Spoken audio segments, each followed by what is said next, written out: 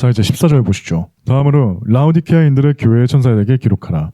아멘이요. 진실한 증인이며 하나님의 창조의 시작이 이런 것들을 말하노라 라고 기록되어 있습니다. 라오디케아라는 단어는요, 시민의 권리라는 뜻을 지니고 있습니다. 한번 여러분 이 세상을 둘러보세요. 잘 생각해보세요. 교회사 2000년 중에서 이 시대만큼 사람의 권리를 드높이는 때가 있었을까요? 인권 이런 걸 이야기하는 때가 얼마나 있었나요?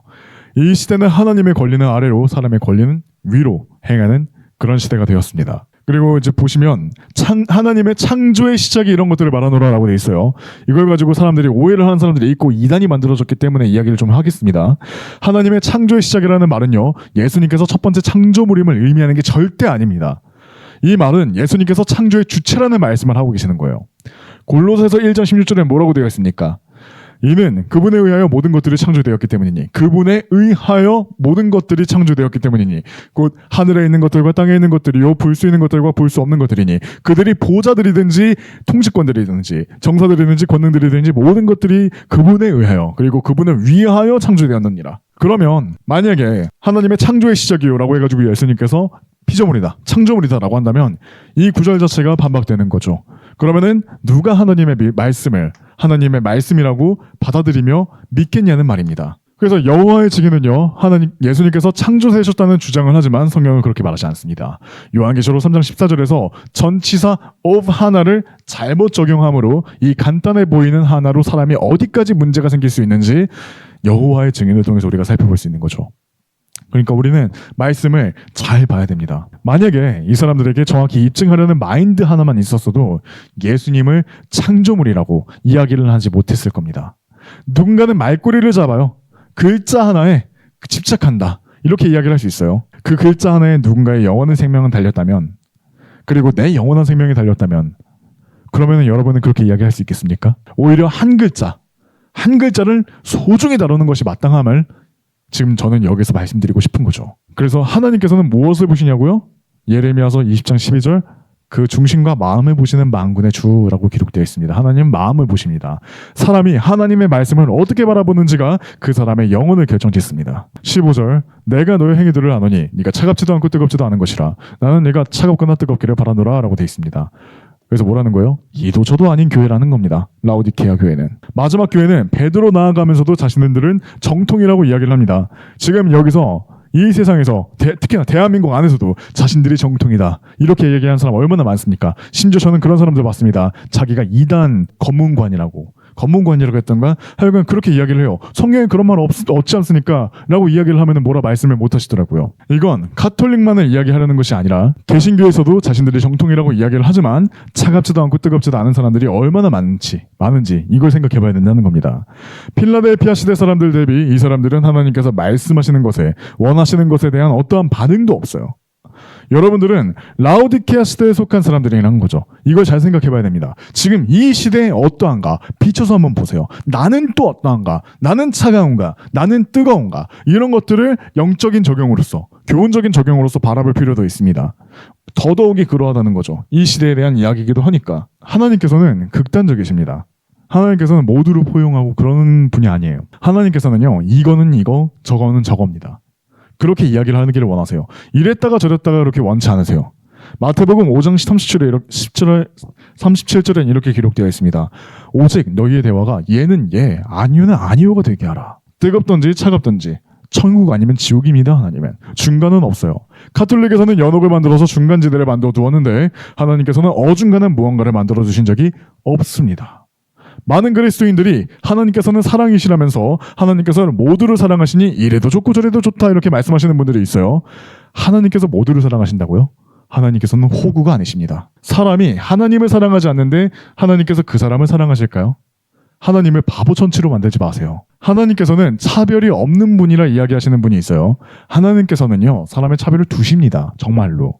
12제자 중에서는 요한을 가장 가까이 두셨고요. 그 중에서도 사랑하셨습니다. 우리가 이 땅을 떠나서 주께로 올라가서 우리의 보상의 심판을 받을 때 우리는 우리가 어떻게 해왔는지에 따라서 보상을 받든지 하는 거지 똑같이 다 받는 것이 아닙니다. 하나님은 약속한 것들을 어기면서까지 공평을 보장하시는 분이 아니라는 거죠. 그래서 이제 혹시라도 이거 좀 이야기를 해야 될 것 같습니다. 공평이라는 거는 뭐예요? 이 사람이 예를 들어서 사람이 1번 사람이 있고 2번 사람이 있고 3번 사람이 있습니다. 공평에 대해서 설명하기 위해서 그러는 거예요. 한 사람은 이만큼 뭔가 열심히 해서 돈을 벌어왔어요. 한 사람은 이만큼 벌어왔어요. 한 사람은 이만큼 벌어왔습니다. 근데 이거를 갖다가 이만큼 줘버리는 거예요. 이만큼 줘버리는 겁니다. 얼마나 해왔든지. 이게 공평이에요. 여러분이 열심히 섬겨왔는데 가장 못한 사람하고 똑같이 받는 게 정말로 여러분들께서 원하시는 건가요? 그렇진 않으실 겁니다. 16절 그렇다면 네가 그토록 미지근하여 차갑지도 않고 뜨겁지도 않은 까닭에 나는 너의 입에서 너를 토해내겠노라 라고 되어 있습니다. 자, 여러분 좀 재미있는 말 좀 말씀을 드릴게요. 여러분은 팔을 토해내실 수 있습니까? 이 구절을 보면서 다시 본문 한번 읽어볼까요? 그렇다면 네가 그토록 미지근하여 차갑지도 뜨겁지도 않은 까닭에 나는 나의 입에서 너를 토해내겠노라. 이게 교회한테도 적용할 수 있을까요? 그리스도인한테도? 절대 아니라는 거죠.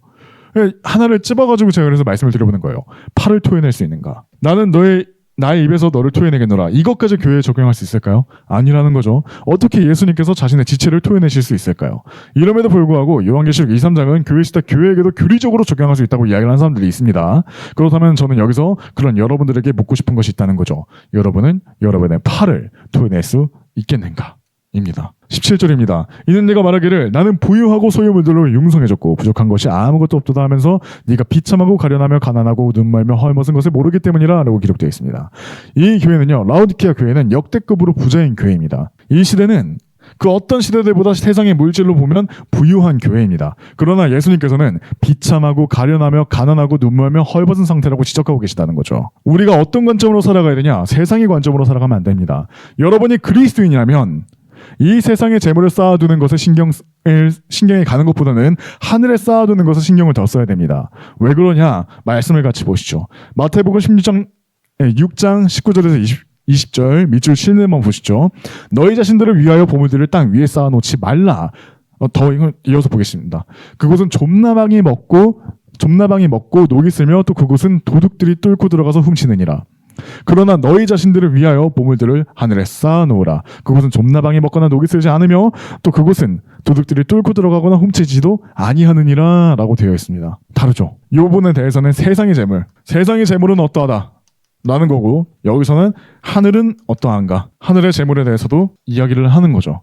다르지 않습니까? 세상의 재물 아무리 관심 가져봤자 여러분들 우리가 죽으면 그냥 올라가고 여기 이 땅이나 다 남겨놓고 올라가는 겁니다. 근데 우리가 이 땅에서 살아가면서 하늘의 재물을 쌓아놨다면 설령 이 땅에서 거지로 살아간다 하더라도 우리는 올라가서 많은 것들을, 약속받은 것들을 받아가며 영원히 그 기쁨 안에서 살아가게 되는 거죠.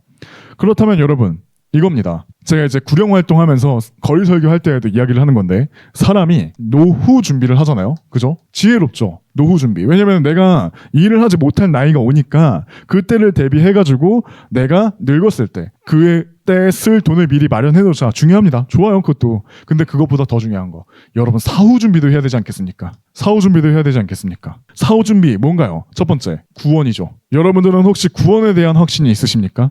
내가 오늘 죽는다 해도, 내가 오늘 당장에 죽는다 해도 나는 아버지께로 올라간다라는 여러분 안에 확신이 있으십니까? 누군가는 이야기를 합니다. 어떻게 그런 확신을 할 수 있냐고, 교만하다고 이야기를 합니다. 하지만 요한 1서에서는요, 우리가 알 수 있다고 기록되어 있어요. 그리고 고린도전서 15장 2절에서 4절에는 뭐라고 되어 있어요? 우리가 헛되이 믿지 아니하였다면 그 복음으로 우리는 구원받은 것이라고 되어 있습니다. 요한복음에서는 뭐라고 되어 있어요?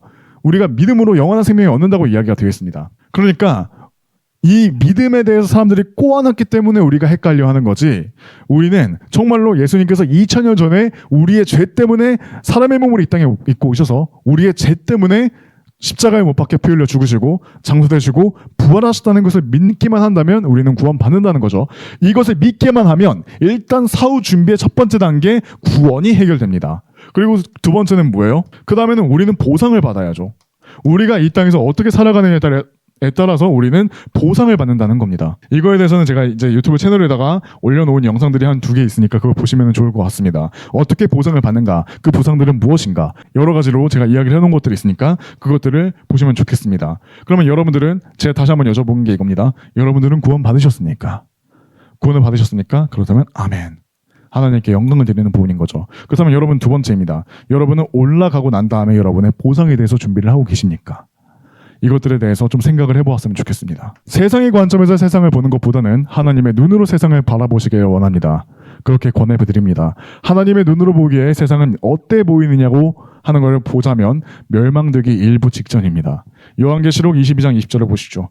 이런 일들을 증언하는 이가 말씀하시기를 내가 반드시 속히 오리라 하시니라. 아멘. 실로 그러하옵나이다. 주 예수여 오시옵소서. 속히 오리라. 어떻게? 심판하러 속히 오리라는 겁니다. 18절 내가 너에게 조언하노니 네가 부유하게 되도록 불 속에서 정련된 금을 나에게서 사라. 그리고 네가 옷 입게 되고 너의 벌거벗음이 수치가 나타나지 않도록 흰 의상을 나에게서 사라. 그리고 네가 볼 수 있도록 안약을 너의 두 눈에 바르라 라고 되어 있습니다. 이걸 통해서 우리가 알 수 있는 것은 뭐예요? 환난기는 행위 위반이라는 겁니다. 성경에서 무언가를 사라고 말이 나오는 거는요, 행위와 관련이 있습니다. 대표적으로 교회에 적용된다고 말한 착각들을 많이 하는 마태복음의 25장의 열처녀 비유를 생각해보면 우리가 알 수 있는 것들이 있습니다. 마태복음 25장 9절 뭐라고 돼 있어요? 그러나 지혜로운 자들이 대답해 말하기를 그렇게 아니 되노라. 우리가 너희에게 충분하지 아니할까 함이니 다만 너희는 차라리 파는 자들에게 가서 너희 자신을 위하여 기름을 사라 하였느니라. 여기서 이제 25장의 열처녀 비유를 보면은 어떻게 돼요? 열처녀가 있어요. 여기서 5과 5으로 나눕니다. 여기서 이제 지혜로운 여인은 기름을 미리 준비해놔요. 근데 지혜롭지 않은 이 5 여인을 기름을 준비하지 않습니다. 그래서 신랑이 올라 그러니까 기름 좀 달라. 우리가 없으니까. 그러니까 뭐라 그래요? 부족하다. 너네가 사라 하는 거예요. 여기서 이야기를 하는 거는요, 너네가 행위로 사내야 된다. 이 말을 하는 거예요. 이때는 자신의 행위를 통해서 금을 얻어내야 합니다. 불 속에서 정련된 금이란 불 속에서 정련된 자신을 의미합니다. 하나님께서는 사람을 정련하시기 때문에 그래요. 베드로전서 1장 7절을 보면 너희의 믿음의 시련이 불로 정련될지라도 라고 되어 있어요. 살아지는 금의 정련보다 더욱더 귀하여 예수 그리스도께서 나타나실 때 칭찬과 존귀와 영광으로 좀 발견되게 하려 함이라. 욥기 23장 10절에서는 어떻게 기록되어 있나요?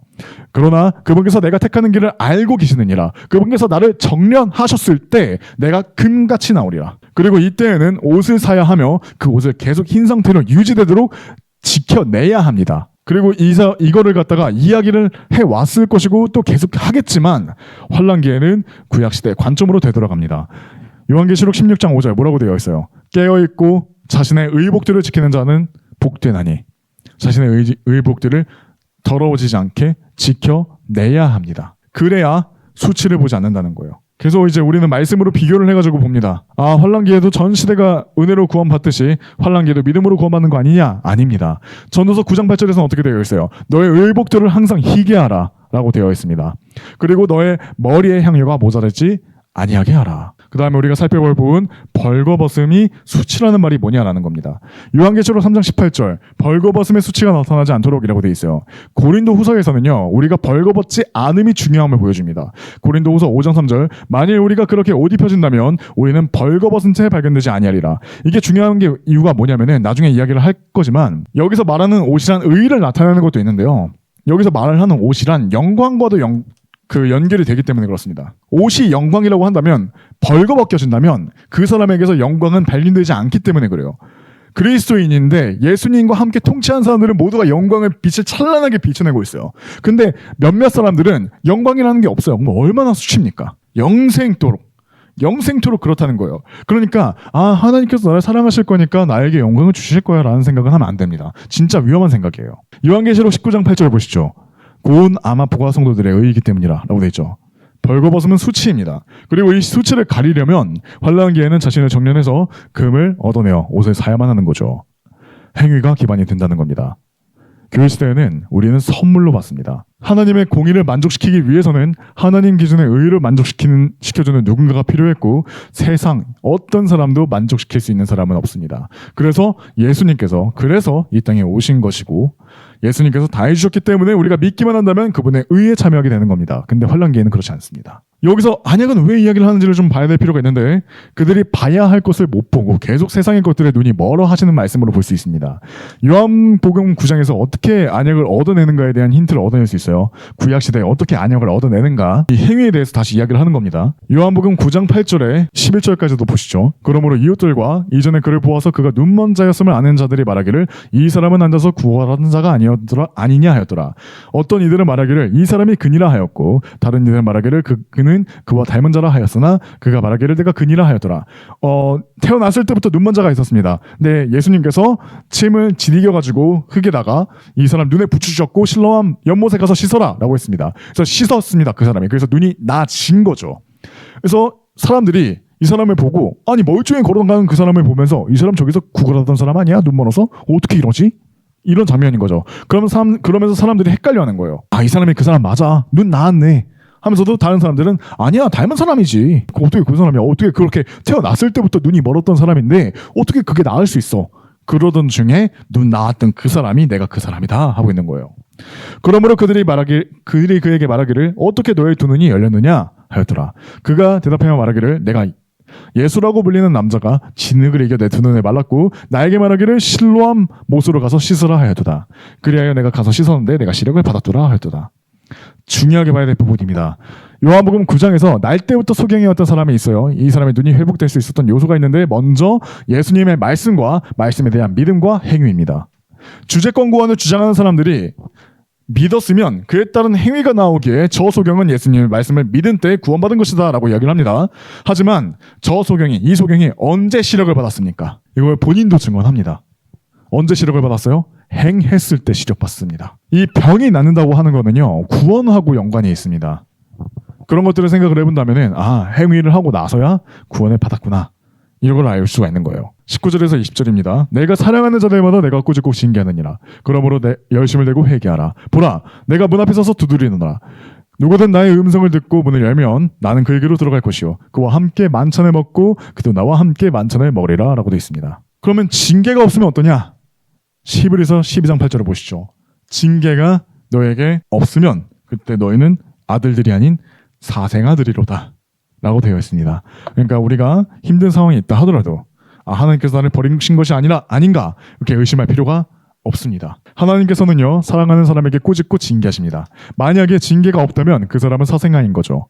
만약에 여러분이 잘하고 있는지 잘 모르겠다면 주를 섬기는 가운데서 고난이 있어 왔는지를 살펴보면 될 겁니다. 그냥 내 인생에 고난이 있었냐가 아니라 주를 섬기는 가운데 고난이 있었냐는 거예요. 이게 키포인트입니다. 그리고 당연하게도 물론 이제 하나님께서는 구원받은 여러분들을 사랑하시지만 여러분이 하나님을 사랑하지 않는다면 하나님께서는 계속해서 여러분들을 사랑만 하겠느냐? 그건 아니라는 겁니다. 예수님은 문 앞에 계십니다. 이 구절은요, 방금 우리가 읽은 본문은 교회가 건물로 언급되는 유일한 구절입니다. 예수님은 문 앞에 계시며 교회는 예수님이 들어오지 못하도록 문을 닫아버렸어요. 만약에 그 교회에 있는 누군가가 예수님의 음성을 듣고 문을 연다면 예수님께서는 문을 열은 그 사람에게 들어가셔서 그 사람과 교제를 나누실 겁니다. 우리가 문을 열지 않는다면 예수님은 들어오지 않는다는 거죠. 그리고 예수님은 문 앞에 계시기에 우리는 세상 사람들에게 예수님께서 당신의 문을 열어주기를 기다린다고 이야기를 해줘야 된다는 겁니다. 예수님께서 문 앞에 서 계신다는 거예요. 그러니까 세상 사람들한테 이야기를 해야 된다는 겁니다. 예수님께서 기다리고 있다. 너네가 받아들이기만 하면 그 즉시 너희는 구원받는다. 이야기를 해줘야 된다는 거죠. 우리는 믿는 즉시 구원을 받습니다. 이 말이 무엇을 뜻하는지 이제 아시겠죠? 하나님께서는 모든 사람을 매 순간 쉬지 않고 지켜보신다는 말이에요. 하나님은 각 사람이 받아들인다면 바로 영적인 수술이 진행될 수 있도록, 죄로부터 단전될 수 있도록, 그 힘으로부터 벗어날 수 있도록, 이 죄로부터, 죄를 짓게 되면 사람이 그 심판을 받잖아요. 죄의 심판으로부터 끊어지고 그 죄를 이겨낼 수 있도록 하나님께서는 영적 수술을 진행하십니다. 그렇게 하실 수 있도록 밤잠 없이 환자의 상태를 살펴보는 진정한 의사이신 거죠. 20절에서 21절입니다. 이기는 자에게는 나의 보좌와 나와 함께 앉는 것을 내가 승인하겠으니 나 역시 이겨서 내가 나의 아버지와 함께 그분의 보좌에 앉게 된 것 같으니라. 귀된 자, 그는 성경께서 교회들에게 말씀하시는 것을 들을지어다 라고 되어 있습니다. 예수님께서도 이기셨던 분입니다. 본문에서 나 역시 이겨서 내가 나의 아버지와 함께 그분의 보좌에 앉게 된 것 같으리라 라고 말씀하십니다. 환난기에는요, 예수님께서 이겨내듯이 너희도 이겨내야 된다는 말입니다. 우리는 예수님께서 이미 승리하셨기 때문에 믿음으로 참여합니다. 다르죠. 계속 다릅니다. 그러니까 이런 것들을 여러분들 좀 받아들이실 수 있었으면 좋겠습니다. 이제 라오디케아 교회의 교회사 살펴보고 마무리 지으려고 합니다. 라오디케아 시대를 떠나기 전에 이 기간 동안 역사적으로 어떤 일들이 일어나는지 살펴볼 필요가 있습니다. 이 시기는 데살로니가 후서 2장에서 언급된 배교의 시기입니다. 큰 배교의 시기인 거죠. 이 시기는 1900년경에 시작됩니다. 이 시기는 1901년에 출판된 American Standard Version으로 시작됩니다. ASV인 거죠. 근본주의 신학교의 그리스어 교수들은요, 이게 이제 가장 정확하다고 이야기를 하지만 그렇지 않습니다. 교수들이 ASV 성경을 두고 어떤 다른 번역보다 더 원문에 충실하다라고 이야기를 할 때 완전히 거짓말을 하고 있는 거예요. 지금 시대도 마찬가지입니다. 개역개정 보더라도 충분해. 모르는 거 있으면 내가 채워줄게. 다 거짓말이들이에요. 알 수가 없습니다. 왜냐하면 그들이 주장하는 원문은 이미 옛날 예적에 변개됐고 그들의 사전들 또한 변개됐기 때문입니다. 사전까지 변개되는데 어떻게 할 수 있을까요? 모른다는 거죠. 이 NIV 이런 것들은요, 웨스트코트하고 호르트의 바티칸 북아프리카 라틴어 본문으로 AD 325년경에 유세비우스와 콘스탄티누스가 사용하고 AD 1000년경 암흑시대의 수도사들이 사용하고 1546년 트렌트 공회에서 로마 카톨릭 교회가 사용했습니다. 로마 카톨릭 교회가 사용한 걸 개신교가 사용한다? 라는 거죠. 하나님께서 주신 킹제임스 성경을 훼손하는 사람에게 축복을 내리지 않으세요. 설령 그 사람이 미국에서라고 이야기를 했지만, 좀 큰 대륙을 이야기를 두고 이야기를 했지만, 대한민국에서 가장 위대한 영혼 구원자라고 해도, 그리고 그가 당신과 다른 수십 명을 그리스도께 인도했다 해도, 하나님은 어두운 시대 이후에 세상을 다시 일으켜 세운 종교개혁 성경, 종교개혁 본문을 파괴하는 사람들에게 축복을 내리지 않을 겁니다. 너무 띄우는 거 아니냐? 성경이 우상되는 거 같다 라고 이야기를 하지만, 아까 제가 시편 인용을 했었죠. 하나님께서는 그분의 말씀을 그의 이름 위에 드높이셨습니다. 너무 많은 순교자들이 이 본문을 보존하기 위해서 죽었기 때문에 어떤 그리스도인들도 이것을 망쳐서는 안 됩니다. 하지만 많은 사람들이 망치고 있죠. 하지만 안타까운 점은 라오디케아 시대 안에서도 훌륭한 구령자들 중에서도 킹제임스 성경의 내용을 더 나아지게 만들고자 한다는 이유로 수술용 메스를 든 사람이 있다는 겁니다. 참 안타깝죠. 역사를 그저 과거에 있었던 일이며 지금과는 다르고 상관이 없다고 생각하면 안 됩니다. 역사는 반복되기 마련이고 여태까지의 교회사를 주의 깊게 봐왔다면 느끼셨겠지만 2000년 동안의 역사는 흐름이라는 게 있었습니다. 이 흐름을 알아야 한다는 거죠. 왜 이런 세상이 펼쳐졌는지 이해할 수 있으려면 그래야 합니다. 당신이 어떻게 그리스도인으로서 살아가야 하는지를 알 수 있으려면, 알려면, 그러면 여러분들은 교회사를 알 필요가 있다는 거죠. 이 시대는 필라델피아 시대 때 힘을 잃었던 로마 카톨릭 교회가 다시 힘을 얻고 실제로 세계를 장악한 시기인 겁니다. 이 시대에 등장한 독재자 중에 상당수가 로마 카톨릭 신자입니다. 빌라디미르 레닌이라는 사람이 있습니다. 이 사람 동방 정교회에서 나왔으며 스탈린도 사제가 되려 했고요. 쿠바의 독재자인 프렌시오 바티스타, 도미니카 공화국의 독재자인 라파엘 트루히오, 쿠바의 독재자 피델 카스트로, 스페인의 독재자 프란시스코 프랑코, 이 사람들은 충직한 로마 카톨릭 신자였습니다. 유럽에서 아돌프 히틀러와 무솔리니, 이 두 명의 최고 로마 카톨릭 신자는요, 세계를 2200만 명의 목숨을 앗아간 대참사로 몰아넣었습니다. 여기서 언급된 모든 사람들은 세례를 받은 가톨릭 신자입니다. 죽어가는 가톨릭은 그렇게 살아났습니다. 이제는 가톨릭이 지향했던 교리가 답습하고 그것이 옳다고 주장하는 사람들이 교회 안에서 생기고 있는 실정이에요. 요한계시록은요, 너무 무섭게 읽어서는 안 된다는 금설하거나 모든 것들의 상징이기 때문에 우리 교회 목사님이 풀어주지 않는 한 사람들은 알 수 없다던가 그렇게 이야기를 하고 있죠. 그렇게 천연왕국도 상징으로 바라보고 있는 거죠. 이제 다시 생각해 보시죠. 요한계시록을 정확히 알게 되면 누군가에게 문제가 생기게 됩니다. 그게 누구일까요? 요한계시록을 묵시록으로 만들고 성도들이 함부로 읽지 못하게 만든 대상이 장본인일 겁니다. 그죠? 교회 회원으로 가입되려면 구원받는 것인데, 회원으로 가입하려면 세례를 받아야 한다고 주장한다든가, 믿음뿐만 아니라 행위로 구원을 받는다든가, 이 모든 것들이 누가 주장하는 것들일까요? 바로 전부 다 가톨릭입니다. 이럼에도 가톨릭 신자들, 신부들, 추기경들, 교황이 거룩해 보이시는가요? 세상은 갈수록 나아지고 있지 않습니다. 그럼에도 불구하고 하나님께서 이 시대 안에서 쓰신 사람들이 있습니다. 하나님은 절대 사람들이 먼저 하나님, 당신이 내게는 필요 없습니다 라고 수차례 거부하기까지 당신을 포기하지 않으실 겁니다. 올바른 성경을 계속 사용해오면서 올바른 진리로 사람들을 이끈 사람들도 분명히 있고, 이 시대에도 과거에도 있었고 지금에도 있습니다. 은혜에 감복해서 무엇을 바칠까? 무엇을 내가 주께 드릴까? 무엇을 해야 될까 고민 속에서 살다가 하나님의 뜻이 무엇인지를 성경으로 입증하고 알고 행해오던 사람들은 분명히 있습니다. 그러니 이런 절망 한가운데 있는 것처럼 보이는 상황 속에서도 하나님은 무엇을 하시고 계시는지에 대한 원망을 접어둔 채 내게 주어진 은혜를 돌보았으면 합니다. 교회 시대가 닫히면서 유대인들이 그랬듯이 그리스도인들이 또한 식어버린 상태로 발견되게 됩니다. 그것뿐만 아니라 또한 많은 사람들이 하나님께서 말씀으로 모든 원리와 지혜와 그분의 마음을 알게 해주셨지만 배교로 돌아서고 있죠. 이건 현재 진행형입니다. 당신은 그러면 얼마 남지 않은 이 시대를 어떻게 살아가고 싶으십니까? 바리새인처럼 눈뜬 소경이 되어서 다른 눈뜬 사람을 소경으로 만들어 같이 구덩이에 함께 빠지실 겁니까? 아니면 이스라엘 백성의 일부처럼 이리저리 휘둘려 바리새파에 있는 사람들이 하는 말에 속고 살 것입니까? 아니면 그 중에서 말씀대로 믿으며 하나님께서 약속하신 지상 왕국을 기다리다 예수님께서 주님을 알아본 사람처럼 그렇게 살아가실 겁니까? 이게 이제 여기까지가 내용인 것 같은데, 그렇죠. 그래서 이제 7교회에 대한 내용은 여기까지입니다. 이게 좀 어떻게 보면 지루할 수 있지만 굉장히 중요한 거예요. 어찌 보면은 요한계시록을 관통한다고 이야기를 할 수 있을 정도로. 그렇잖아요. 왜냐하면 교리적인 내용들이 그 안에 있고 그것들이 다시 반복될 것이기 때문에. 그만큼 중요한 것들을 이야기를 했고 4장부터는 이제 19장까지가 환란기에 대한 내용입니다. 교회가 왜 먼저 휴거가 될 건지에서부터 4장 1절을 통해서 우리가 살펴볼 거고 휴거의 시기에 대해서도 간단하게 살펴볼 수가 있습니다. 여러 가지를 통해서 우리가 이제 말씀을 보면서 많은 이 진리의 지식들을 같이 알아보려고 하는데 여러분들이 혹시 가능하시다면 요한계시록 4장 한번 쭉 읽어보시고 같이 참여할 수 있었으면 좋겠습니다. 그리고 뭐 혹시라도 궁금하신 내용들이 있다면 댓글에 남겨주시면 제가 많은 부분 참고하면서 제가 여러분들에게 뭐 댓글로 알려드리든지 아니면 영상을 따로 제작하든지 그렇게 하도록 하겠습니다. 혹시 뭐 채팅 통해서 질문사항 있는지 한번 살펴보겠습니다.